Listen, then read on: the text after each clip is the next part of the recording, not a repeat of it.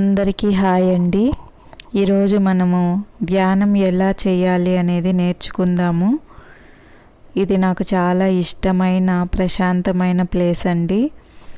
దీనిని పిరమిడ్ అంటారు. ఇక్కడ కూర్చొని నేను ప్రతిరోజు ధ్యానం చేసుకుంటాను. ఫస్ట్ ధ్యానం అంటే ఏమిటి? ధ్యానం అంటే ఏమీ లేదండి, మన శ్వాస మీద ధ్యాస పెట్టడమే ధ్యానం. ఫస్ట్ మనము ఒక మంచి ప్లేస్ను ఎంచుకోవాలి. ఆ ప్లేస్ చాలా పీస్ఫుల్గా ఉండాలి, ఎలాంటి డిస్టర్బెన్స్ ఉండకూడదు. ప్రతిరోజు సేమ్ ప్లేస్లో కూర్చొని ధ్యానం చేయాలి. ప్రతిరోజు సేమ్ టైంలో కూడా సాధన చేయాలి.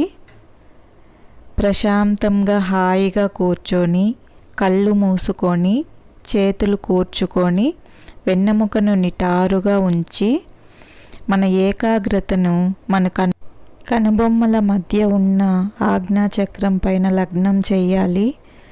పీల్చి వదిలిపెడుతున్న గాలిని గమనిస్తూ అలానే ఒక 20 నిమిషాల పాటు ధ్యానం చేయాలి. ప్రతిరోజు ఇలా ప్రాక్టీస్ చేస్తూ క్రమంగా సాధన టైంని పెంచుకోవచ్చండి.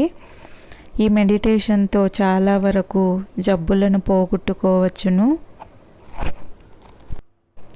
బీపీలు, షుగర్లు, మానసిక ఒత్తిడి ఇలాంటి చిన్న చిన్న జబ్బులు కూడా టాబ్లెట్స్ లేకుండా ఈ ధ్యానంతో పోగొట్టుకోవచ్చును.